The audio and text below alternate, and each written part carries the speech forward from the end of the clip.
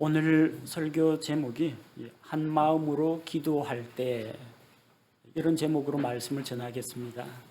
두 가지 의미를 담고 있는 제목입니다.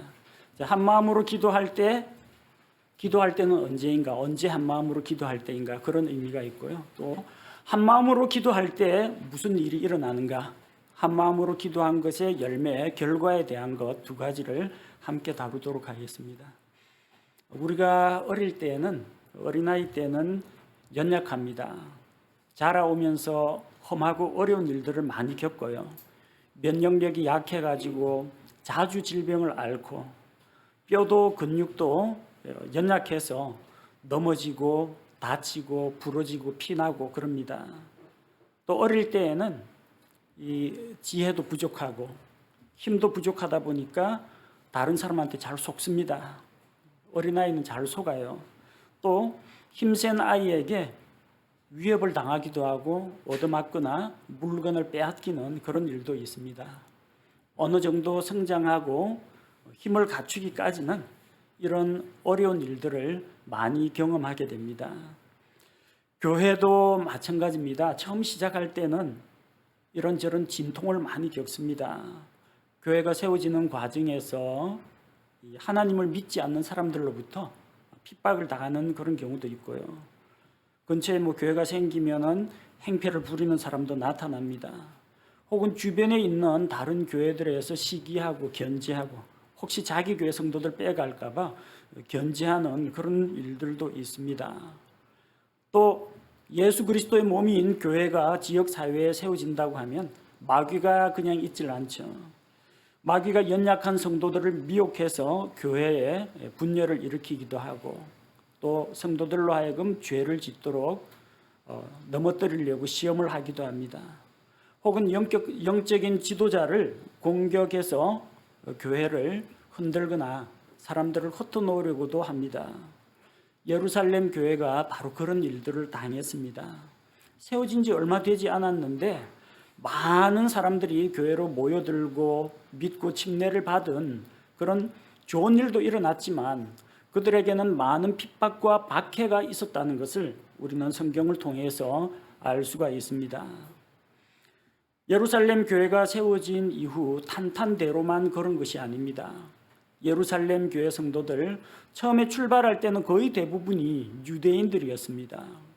유대인들은 이 유대교라는 종교의 틀 안에 있는 게 아니라 한 민족이라는 이 공동체로 묶여 있는 사람들이에요. 유대교, 유대민족 거의 같이 갑니다. 그 당시만 하더라도 이 유대인이 유대교를 떠나가지고 다른 종교를 갖는다는 것은 상상도 할 수가 없어요. 만약 누가 개종해가지고 이슬람으로 간다거나 누가 개종해서 그리스도인이 된다고 하면은 당장 집에서 쫓겨납니다. 뿐만 아니라 유대인 공동체에서 추방당합니다. 출애를 당합니다. 그거 각오해야 돼요. 초창기 예루살렘 교회 성도들이 어떤 어려움을 겪었겠습니까? 가족으로부터, 동족들로부터 배척을 당했습니다.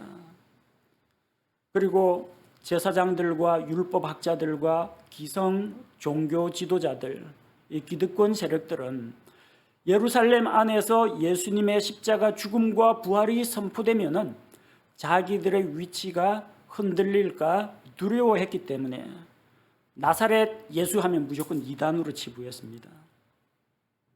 사울도 교회를 핍박할 때 나사렛 이단을 박멸하려고 그렇게 교회를 핍박한 것입니다.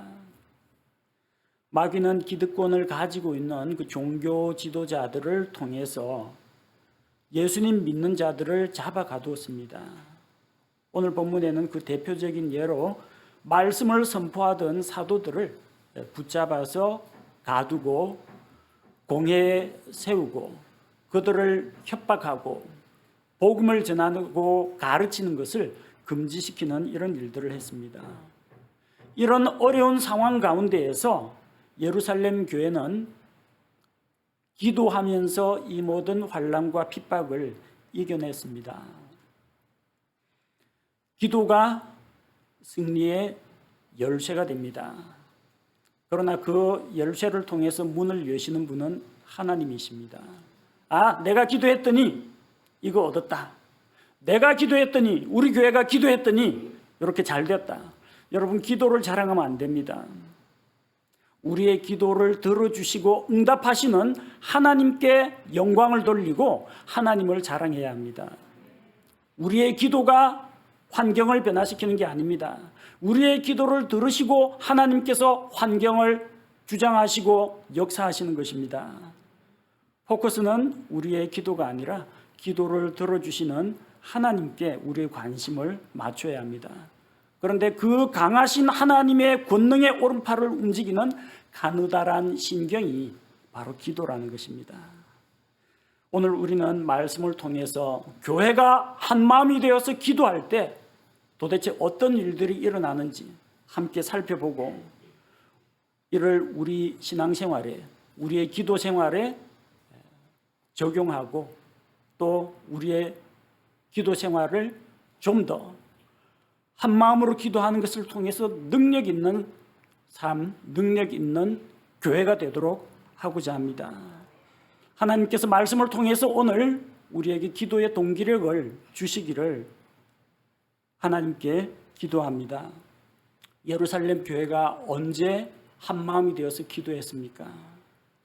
첫 번째로 베드로와 요한이 복음을 선포하다가 옥에 갇혔을 때 그들은 한 마음이 되어서 기도했습니다. 예수님의 십자가 죽음과 부활을 선포하다가 공회 앞에 붙들려 갔고 그 앞에서 신문을 받았습니다. 대적들은 그들에게 손을 대고 다음 날까지 감옥에 가두었습니다. 왜 이런 일을 합니까? 자기와 믿는 바가 다르다고 이럽니까? 유대인들도 하나님 믿지 않습니까? 그토록 고대하던 그리스도가 오시지 않았습니까? 그런데 왜 하나님을 믿고 하나님의 아들 예수 그리스도를 믿는 그리스도인들을 이렇게 핍박합니까? 배후에는 마귀가 있다는 것입니다. 마귀는 교회를 흔들려고 합니다. 베드로와 요한을 잡아 가두고 그들을 핍박함으로써 그들이 더 이상 예수 그리스도의 생명의 복음을 전하지 못하도록 억제하고자 하는 것입니다. 헤롯도 베드로를 잡아 가두었습니다. 사도행전 12장 5절에 베드로 참 자주도 갇힙니다. 사도행전 12장 5절에 보니까 그러므로 베드로는 감옥에 갇혔으나 교회는 그를 위하여 끊임없이 하나님께 기도하더라. 이 교회가 무엇입니까? 예배당 건물이 아닙니다. 예배당 건물은 기도하지 않습니다. 교회는 믿는 성도들의 연합체입니다. 여기 이 자리에 우리 함께 모인 성도들, 그리고 인터넷을 통해서 함께 예배드리는 이 성도들 다 한 교회에 속한, 한 몸에 속한 지체들입니다. 교회가 기도했다는 것은 교회 성도들이 기도했다는 겁니다. 베드로가 감옥에 갇혔을 때, 베드로와 요한이 복음을 선포하다가 붙잡혔을 때 교회는 기도했습니다. 사람들 이끌고 우르르 몰려가지고 우리 3,000명이다. 어디 한번 해보자. 산헤드린 공회에 물러나라. 이런 식으로 시위를 한 게 아니라 교회는 기도에 힘썼다는 것입니다. 교회는 기도해야 합니다. 특별히 영적 지도자들을 위해서 기도해야 합니다. 목회자의 가정을 위해서, 건강과 안전을 위해서 한 마음으로 기도해야 합니다. 제가 목회자라고 해서 이 목회자한테 뭐 유리한 발언을 하는 게 아니라 성경 말씀에 보면은 예루살렘 교회가 보여준 본과 같이 사도들을 위해서, 사도들이 풀려날 수 있도록, 베드로와 요한이 담대히 말씀을 전할 수 있도록 교회가 기도로 지원을 해줘야 합니다. 교회가 해줄 수 있는 가장 좋은 것은 목회자에 대한 사례금이 아니라 가장 중요한 것은 기도로 후원해 주는 것입니다. 둘째로, 언제 교회가 한 마음으로 기도할 때입니까? 대적들이 말씀을 전하지 못하게 할 때입니다. 18절 말씀해 보니까 그들을 불러 그들에게 예수님의 이름으로 결코 말하지도 말고 가르치지도 말라고 명령하니라. 하나님께서는 이 생명의 말씀을 백성에게 선포하라라고 하셨는데 종교 지도자들이 반대하는 겁니다. 누구 말을 들어야 되겠습니까? 하나님 앞에서 너희 말 듣는 것과 하나님의 말씀 듣는 것 중에 무엇이 옳은지 너희가 판단하라. 우리는 하나님의 말씀을 들어야 합니다. 그런데 하나님의 말씀을 듣고 하나님의 말씀에 순종하려고 하면은 핍박이 들어옵니다. 적당한 선에서 구부릴 줄도 알고 숙일 줄도 알고 양보할 줄도 알면 핍박을 피해갈 수는 있습니다. 그러나 사도들은 그렇게 하지 않았습니다. 말하지 말라고 한다고 진짜 말 안 해요. 나가서 복음 전합니다. 가르치지 말라고 해서 안 가르칩니까? 성도들을 바른 교리로 가르쳤습니다. 대적들은 복음을 선포하는 것, 그리고 예수님의 이름으로 올바른 진리의 말씀을 가르치는 것을 싫어합니다. 왜냐? 마귀가 예수 그리스도의 복음을 두려워하기 때문입니다. 마귀가 올바른 진리의 말씀이 선포되는 것을 두려워하기 때문입니다. 이 대적들, 수제사장들, 사두개인들, 바리새인들, 율법학자들, 이 사람들이 사도들하고 무슨 원수적인 게 없습니다. 사사로운 감정이 없어요. 그들은 사도들에게 형벌을 주거나 옥에 가두는 그 자체가 목표가 아니었습니다. 딱 한 가지, 말씀 전하지 마. 사도들이 하나님의 말씀을 선포하지 못하게 하는 것이 목표였습니다. 그 배후 세력은 마귀라는 겁니다. 하나님의 말씀은 막힘없이 많은 사람들에게, 모든 사람에게 선포돼야 합니다. 그런데 때로는 교회가 이런 말씀 사역을 하다가 방해를 받을 때가 있다는 겁니다. 대적들이 말씀을 전하지 못하게 할 때가 있다는 겁니다.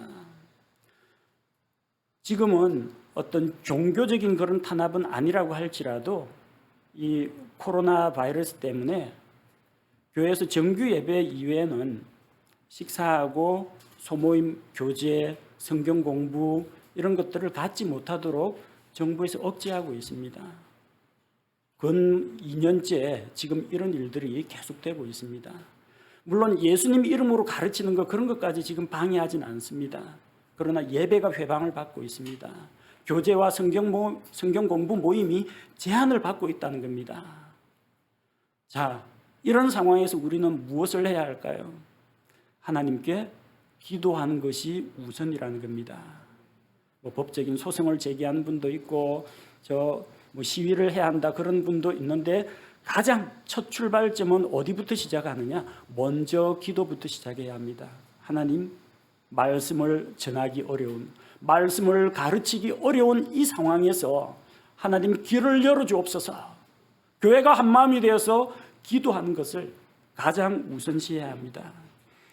말씀을 선포하고 전하는 이 사역이 방해받지 않도록 우리 온 교회가 한 마음이 되어서, 우리 교회뿐만 아니라 대한민국에 있는, 아니 전 세계에 있는 모든 교회가 기도해야 합니다. 또한 말씀을 전하다 보면요, 위협을 받을 때가 있습니다. 아까는 전하지 말라 하고 아예 금지시키는데, 전하면 안 좋은 일이 일어난다고 은근히 사회적인 압력이나 아니면은 고소 고발 당할 것을 두려워하도록 사람들이 협박하는 경우가 있습니다. 21절에 보니까 이처럼 모든 사람들이 이루어진 그 일로 인해 하나님께 영광을 돌림으로 그들이 백성으로 인해 그들을 처벌할 방도를 찾지 못한 채 그들을 더 위협하고 가게 하니, 전면적인 금지가 있고 간접적인 스스로의 입에 재갈을 물리도록 하는 방법이 있는데 그게 위협이라는 겁니다. 사도들이 말씀을 전하고 또 말씀을 통해서 권능이 나타나니까 어떻게 손을 쓸 수는 없어요. 사도들의 입을 틀어막을 수는 없습니다. 그러니까 처벌은 못하고 위협을 한다는 겁니다. 이런 일들이 많이 일어납니다. 사도들이 하는 말은 다 옳은 말씀, 하나님의 말씀이에요. 반박을 못했어요. 그런데 협박은 할 수 있다는 겁니다. 전 세계적으로 지금 차별금지법이라든지 이런 것들이 나오고 있습니다. 소수 종교를 핍박하지 말라, 소수 성적 지향성을 가진 사람들을 핍박하지 말라, 이런 명목으로 교회 안에서 동성애는 죄다, 이방 종교에는 구원이 없다, 조상숭배는 우상숭배다, 사람이나 세상 종교 지도자들을 섬기는 것은 우상숭배다, 이런 걸 선포해야 되는데 차별금지법이라는 법이 등장하게 되면 스스로의 입에 재갈을 물리도록 위협을 하는 겁니다. 일부러 그런 교회, 그런 목사만 골라가지고 찾아오는 사람들이 있어요. 남자 동성애 게이들 커플이 딱 와서 교회한테, 목사한테 주례를 부탁합니다. 목사님이 당연히 거절했죠. 바로 경찰에 신고합니다. 차별당했다. 다른 사람 주례는 서주는데 우리가 게이라는 이유로, 동성애자라는 이유로 이 교회 목사는 주례를 안 서줬다. 벌금형 혹은 징역형이 떨어집니다. 이게 종교의 자유를 찾아서, 믿을 자유를 찾아서 신대륙에 건너온 미국의 지금 현실이 이러하다는 겁니다. 다른 거는 됩니다. 동성애 주장해도 되고, 신비종교 이야기해도 되고, 세상 철학 이야기해도 되고, 심지어 미국에서 공산주의 사상 경제학에서 가르치더라도 잡아가진 않습니다. 그런데 예수님 이름으로 이야기하면은 차별금지법에 위배된다는 겁니다. 소수 종교인에게 압력을 행사했다. 동성애를 죄라고 이야기했다. 이런 일들이 미국만의 일이 아닙니다. 머지않아 우리 한국에도 이런 제도, 이런 법안들이 만들어지게 될 겁니다. 한국에는 기독교 재단에서 세운 학교들이 있습니다. 하나님을 믿고 예수 그리스도의 복음과 진리로 학생들을 바르게 교육하겠다고 세워진 크리스찬 스쿨, 중고등학교, 대학교에서 당연히 그리스도인 학교니까 예배 드리는 게 당연하죠. 채플 예배 드립니다. 그럼 채플 예배 드려야지 거기서 불경 외우고 목탁 치겠습니까? 기독교 학교에서. 아니, 자기 믿는 바대로 기독교 예배를 드려야죠. 근데 나는 기독교를 믿지 않는데 나보고 채플에 출석하라고, 의무적으로 출석하라고 강요했다. 그렇게 해서 인권위원회에다 제소를 합니다. 이런 일들이 일어나고 있다는 겁니다. 무엇을 말합니까? 위협을 당하고 있다는 겁니다. 똑바로 해라. 스스로 조심해서 예수 이름으로 가르치거나 복음 선포하는 거 자제해라. 안 그러면은 너희는 인권위에 혹은 차별금지법에 저촉된다고 고소고발 당할 수 있다.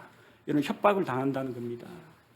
옛날처럼 예수님 믿는다고 교회 불 지르겠다든지 교회 유리창 깨거나 이런 비신사적인 행동은 없는데 더 교묘하고 더 합법적인 방법으로 우리에게 위협이 가해지고 있다는 겁니다. 앞으로 우리 교회가 지역사회에 복음을 전하는 일들에 더 힘을 쓰고 가가호고 방문을 한다든지 지나가는 사람들에게 말씀을 선포한다든지 하면은 또 이런 은근한 위협과 협박이 우리에게 들어올 수가 있습니다. 어떻게 해요? 위협 당하지 않으려면 말 안 하면 위협 안 하겠죠. 전도 안 하고 말씀 교육 안 하면은 위협 당할 일도 없습니다. 근데 안 할 수가 없다는 겁니다. 협박 당해도 해야 돼요. 그럴 때 우리는 기도해야 합니다. 함께 한 마음이 되어서 기도해야 합니다. 넷째로, 언제 우리가 한 마음으로 기도할 것인가? 형제들이 고난을 당한다 그 소식을 들을 때 같은 지체로서 한 마음으로 기도해야 합니다. 23절에 그들이 풀려나매, 사도들이 풀려났습니다. 자기 동료들에게 가서 수제사장들과 장로들이 자기들에게 말한 모든 것을 전하니 예수님 이름으로 선포하지도 말고 가르치지도 말라. 엄하게 금지시켜 놓고 그들에게 위협을 가하고 그리고 감옥에 갇혔다가 이제 풀려났습니다. 자기가 겪은 일들을 다 이야기합니다. 성도들과 함께 나눕니다. 그때 그들이 어떻게 했습니까? 함께 기도했습니다. 이 소식을 듣고 대적들에게 분노하거나 대적들을 성토하거나 우리 다 같이 성도들 다 모아가지고 그 앞에서 함께 싸우자 이렇게 하지 않고 그들이 이 소식을 듣고 한 마음으로 소리를 높여서 하나님께 기도했다는 겁니다. 기도했다는 거, 한 마음으로 기도했다는 거, 이것이 중요합니다. 우리 형제들, 우리 자매들이 고난당한다라는 소식을 들을 때 그때가 바로 교회가 기도할 때입니다. 고난당하는 분들 있어요. 질병 때문에 병원에 입원해 있는 분이 있고 치료를 받고 있는 분도 계시고요. 사고나 재난을 당한 분도 있습니다.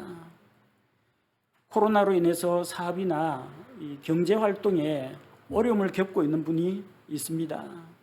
믿지 않는 가정에서 믿음 지키고 예배 드리고 그리고 교회 나온다고 안 믿는 가족들로부터 핍박당하는 분도 있습니다. 우리 각 성도들, 형제들, 자매들 사연 들어보면은 참 기도해야 될 분들이 많다라는 그런 생각이 듭니다. 그런 형제 자매들의 어려운 사정을 들었을 때 바로 그때가 한 마음으로 기도할 때라는 겁니다. 지금은 기도할 때입니다. 지금은 교회가 한 마음으로 기도할 때입니다. 사도들이 무엇을 위해서 기도했습니까? 24절에 보니까 그들이 그것을 듣고 한 마음으로 하나님께 목소리를 높여 이르되, 하나님, 세상에 어찌 이런 기도는 안 나오죠? 주여, 주는 하늘과 땅과 바다와 그것들 안에 모든 것을 만드신 하나님이시여. 하늘과 땅과 바다와 그 안에 있는 모든 것들을 창조하신 창조주 하나님께 찬양의 기도를 올려드렸습니다. 하나님께서 대언자들을 통해서 주신 약속의 말씀을 생각하면서 하나님께 영광을 돌렸습니다. 시편 2편 1절 2절에 나오는 말씀이 25절과 26절에도 기록되어 있습니다. 어찌하여 이 교도들이 경노하며 백성이 헛된 일을 꾀하는가? 땅의 왕들이 일어서며 치리자들이 함께 모여 주와 그분의 그리스도를 대적하는도다. 누구를 말합니까? 헤롯과 본디오 빌라도 종교 지도자들이 예수 그리스도를 대적하고 이 복음을 회방하고 있는 이 사정을 하나님께서는 이미 이 교도들이 쓸데없는 헛짓을 하고 있다. 주께서 한번 말씀하시면, 주께서 권능의 팔을 드시면 그들은 마치 쇠 지팡이로 질그릇을 깨는 것처럼 깨어질 그런 존재들인데 감히 주와 그리스도를 대적하고 있다. 이 사실을 하나님께 고해 바치는 겁니다. 억울하고 답답한 일이 있을 때 그 사정을 누구에게 하소연하겠습니까? 우리 자신의 연약함과 우리가 겪은 사고, 재난, 질병, 고난, 신앙적인 핍박 어디에 하소연하겠습니까? 하나님 앞에 하소연해야 합니다. 주님, 저들의 위협함을 보옵소서. 제가 지금 당하고 온 이 일을 수제사장들과 바리새인들과 서기관들에게 이렇게 곤욕을 당하고 온 이것을 주님 지켜보옵소서. 하나님께서 이 상황을 보고 계신다는 것을 믿고 하나님 앞에 고해 바치는 겁니다. 그래서 하나님 앞에 일러 바쳤습니다. 뭐라고 기도했어요? 하나님, 저 사람들 혼내주세요. 수제사장들 빨리 죽여주세요. 이 핍박이 없어지게 해주세요. 그렇게 기도하지는 않았습니다. 뭐라고 기도했습니까? 29절 30절을 보니까 주여, 이제 그들의 위협을 보시고 위협이 없게 하옵소서가 아니라 또 주의 종들이 전적으로 담대히 주의 말씀을 말하게 하시며, 핍박을 제거해달라고 기도한 것이 아니라 핍박에도 불구하고 용기를 잃지 않고 담대하게 말씀을 선포하게 우리에게 용기를 주옵소서. 그렇게 기도했습니다. 30절에 보니까 주의 손을 내밀어 병을 낫게 하시고 또 표적들과 이적들이 주의 거룩한 아이 예수님의 이름으로 이루어지게 허락하옵소서. 예수님의 이름으로 기적이 일어나게 하옵소서. 우리가 말씀을 선포할 때 그런 기적들이 많이 일어났으면 좋겠습니다. 시리에 빠진 사람들이 희망을 찾고 죄로 인해서 죽어있던 자들이 다시금 새 생명을 얻게 되고 방탕한 생활을 하던 사람들이 거룩한 성품으로 변화가 되는, 불화하던 가정이 화목한 가정이 되는 그런 기적들이 많이 일어나기를 우리 예수님의 이름으로 한마음이 되어서 기도해야 합니다. 고난 중에도 찬양하며 우리의 답답하고 억울한 사정, 긴급한 사정을 주님께 아뢰고 하나님, 우리가 담대히 말씀을 전하게 하옵소서. 주님의 말씀이 자유로운 행로를 따라 널리 전파되게 하옵소서. 기도할 때 변화가 일어난다는 겁니다. 한마음으로 기도할 때입니다. 지금이 한마음으로 기도할 때입니다. 한마음으로 기도할 때 어떤 놀라운 일들이 일어나는지 우리 함께 살펴보도록 하겠습니다. 첫째로 31절에 보니까 그들이 기도하기를 마침에 그들이 함께 모인 곳이 흔들리더니 그들이 다 성령님으로 충만하여 담대히 하나님의 말씀을 말하니라. 한마음이 되어서 기도할 때 성령의 충만을 받습니다. 부흥 집회 간다고 성령 충만 받는 게 아니에요. 우리가 교회가 한 마음이 되어서 하나님께 기도할 때 성령 충만을 받습니다. 우리가 예수님을 믿을 때 우리는 성령의 침례를 통해서 머리이신 예수 그리스도, 그분의 몸인 교회 안으로 들어왔습니다. 성령 침례는 한 번으로 영원히 효력이 있습니다. 믿을 때 딱 한 번 성령 침례 받습니다. 그리고 우리 안에 성령께서 들어오시고, 한 번 들어오신 성령 하나님께서는 우리에게서 떠나지 않으십니다. 이것은 딱 한 번 있는 일입니다. 그러나 한 번 성령을 받고 성령님께서 우리 안에 내주하신다고 하더라도 성령의 충만은 잃어버릴 수도 있다는 겁니다. 성령 침례는 효력이 영원합니다. 예수님의 십자가 구속으로 받은 이 구원도 영원합니다. 그러나 성령 충만은 한 번 충만하게 된 사람이라고 할지라도 성령 충만을 잃어버릴 수가 있다는 겁니다. 죄를 지을 때, 말씀에 불순종할 때, 많은 핍박을 받아서 영적으로 눌리고 위축되었을 때 성령 충만을 잃어버릴 수가 있습니다. 하나님을 의지하지 않고 자기의 노력과 자기의 힘을 의지할 때 성령 충만을 잃어버릴 수가 있습니다. 성령 충만이 무엇입니까? 막 얼굴이 환하게 빛나고 노래가 찬양이 나오고 뭐든지 할 수 있을 것 같이 기운이 불끈불끈 솟아오르는 게 성령 충만이 아닙니다. 성령 충만이라는 것은 성령님에 의해서 지배받는 생활을 말합니다. 바꿔 말하면 나 자신을 쳐서 복종시키고 하나님의 말씀에 성령님의 음성에 순종하는 것이 성령 충만이라는 것입니다. 성령 충만은 우리가 일평생 사는 동안 여러 번 받을 수 있습니다. 한 번 충만했지만 위축되었을 때, 동기력이 떨어졌을 때, 혹은 내 고집과 욕심이 무럭무럭 곁에서 자라나고 있을 때 다시금 성령으로 충만해지는 것이 필요합니다. 날마다 성령님으로 충만하게 되어야 하는데 어떻게 우리가 충만하게 되느냐? 하나님의 말씀을 읽고 그 말씀을 하나님 주신 말씀으로 믿고 순종할 때, 또 기도할 때 성령 충만을 받을 수가 있습니다. 성령으로 충만하게 될 때, 내가 성령님께 사로잡힌 사람이 될 때 바로 그때 하나님의 능력이 나를 통해서 일어나게 되는 것입니다. 성령님 우리 안에 들어와 계십니다. 여러분, 성령님 가만히 여러분 마음속에 모셔만 놓고 있는 분이 아니고요, 그 성령님께서 내 마음과 내 삶 가운데에서 살아서 움직이면서 역사하셔야 그리스도인으로서, 성령 충만한 그리스도인으로서의 삶을 살아갈 수 있는 겁니다. 한 마음으로 기도할 때 또 어떤 일이 일어납니까? 31절에 읽은 말씀과 같이 담대하게 하나님의 말씀을 전하게 됩니다. 하나님께서는 그들의 기도를 들어주셨습니다. 그들에게서 고난을 제거해 주진 않았습니다. 제사장들, 바리새인들, 서기관들, 율법사들, 이 복음을 회방하는 자들 하나님께서 죽이진 않았습니다. 하나님께서 대적하는 자들의 마음을 유순하게 변화시켜 주시지도 않았습니다. 대적하는 자들은 끝까지 강력하게 복음을 대적했습니다. 하나님께서 너희들 고생이 참 많구나, 하늘나라 와서 빨리 좀 쉬어라.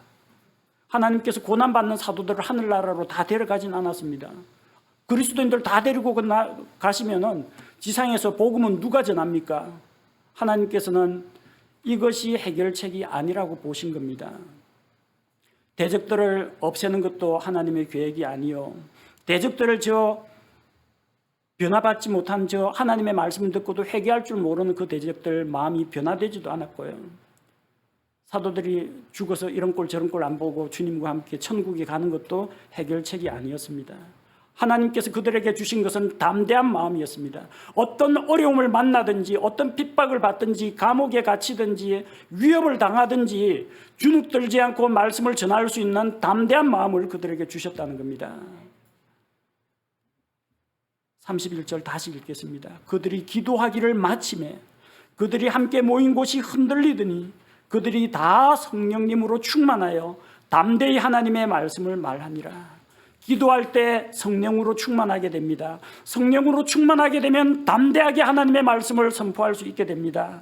우리가 함께 기도할 때 하나님께서 우리에게 힘을 주십니다. 담대한 마음을 주십니다. 불굴의 의지를 주십니다. 그분의 말씀을 담대하게 선포할 수 있는 용기와 지혜를 우리에게 주신다는 것입니다.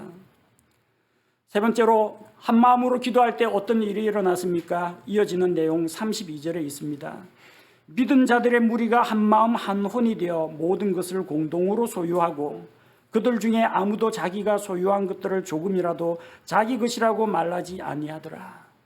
서로 삶을 나누고 가지고 있는 것들을 공유하게 되었습니다. 이건 누가 법이나 제도로 만든 게 아닙니다.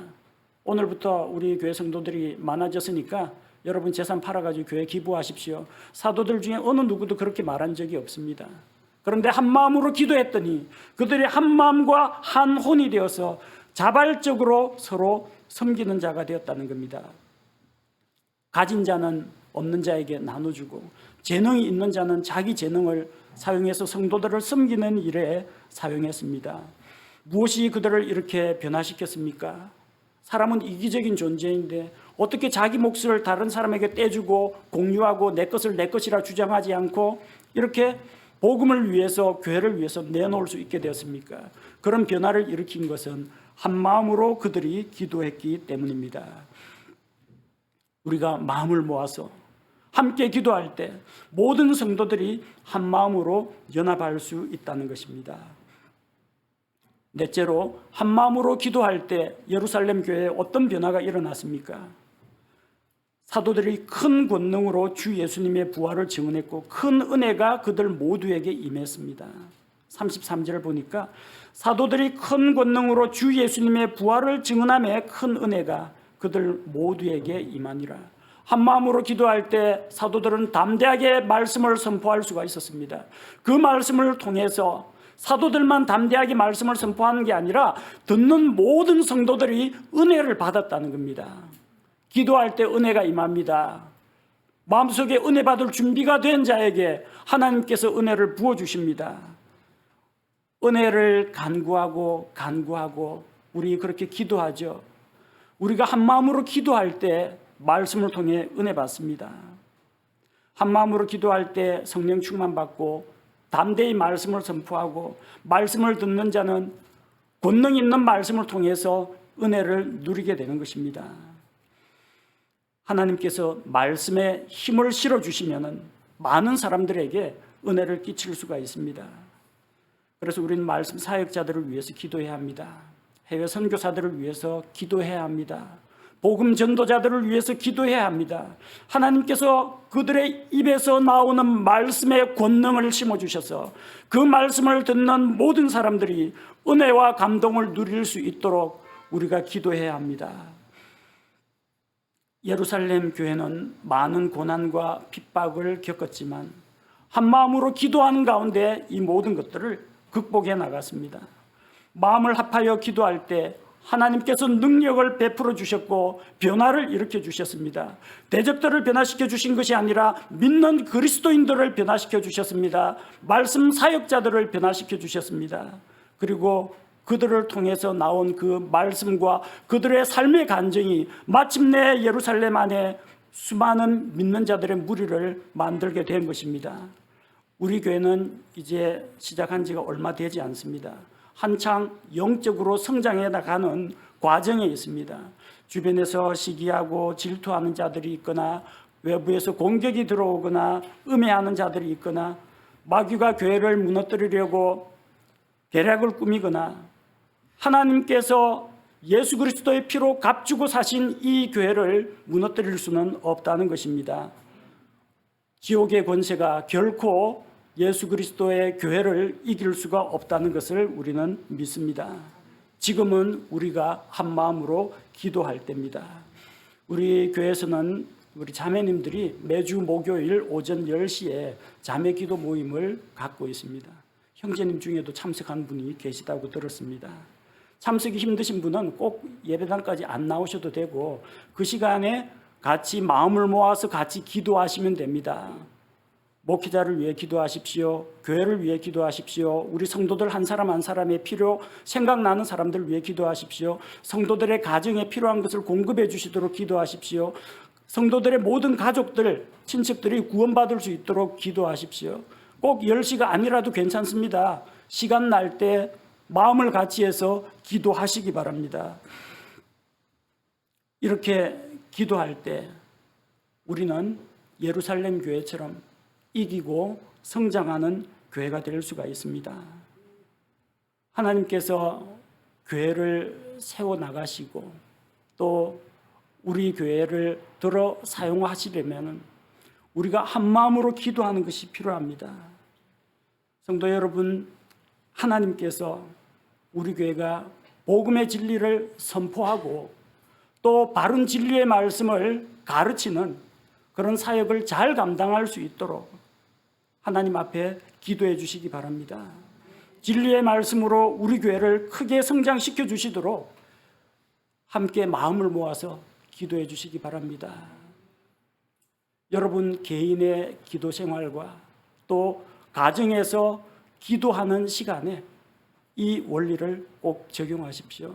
하나님, 한 마음으로 부르짖는 우리의 간절한 소원을 하나님께서 들어주시고 하나님의 진리의 말씀이 담대히 선포되고 믿지 않는 자들이 복음을 믿고 돌아오게 하여 주시고 말씀을 듣는 자들 삶 가운데에서 변화와 성장이 일어나게 해 주십시오.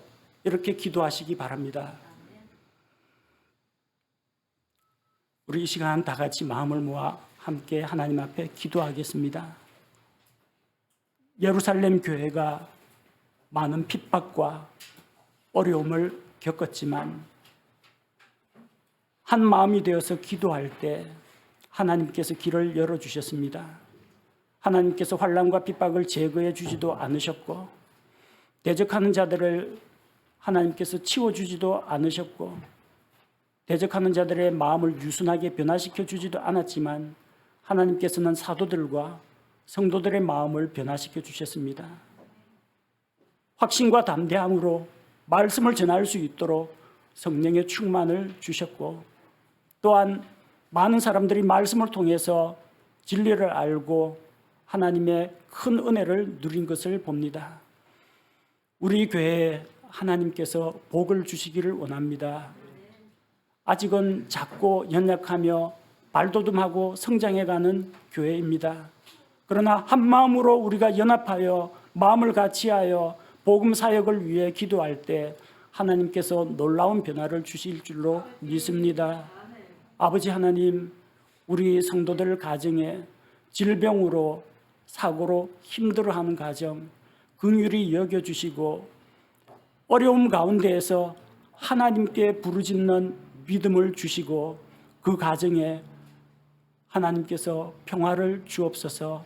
안 믿는 가정에서 핍박받으며 나오는 우리 성도들 있습니다. 예수 그리스도의 복음으로 가정을 변화시킬 수 있도록 성령 충만을 주옵소서. 담대히 말씀을 전할 수 있도록 도와주옵소서. 낙심한 자, 시리에 빠진 자, 사배 실패를 경험한 사람, 주님 말씀 가운데서 새 힘을 얻게 하여 주옵소서. 우리가 선포하는 예수 그리스도의 복음이 또 선포하는 진리의 말씀이 더 많은 사람에게 널리 퍼지게 하시고 하나님의 말씀이 이르는 곳마다 생명과 진리가 솟아나게 하시고 그 말씀을 통해서 변화받는 사람들, 회개하고 돌아오는 사람들, 영적으로 무장되는 사람들이 나타나도록 주님 역사하여 주옵소서. 우리 연약한 성도들의 한마음으로 부르짖는 기도를 들어주시고 하나님께서 말씀을 통해서 영광을 받으시고 예수 그리스도의 복음이 이 사회를 변화시킬 수 있게 많은 사람들을 진리로 인도할 수 있게 주님 일하여 주옵소서. 예수 그리스도의 이름으로 기도합니다. 아멘.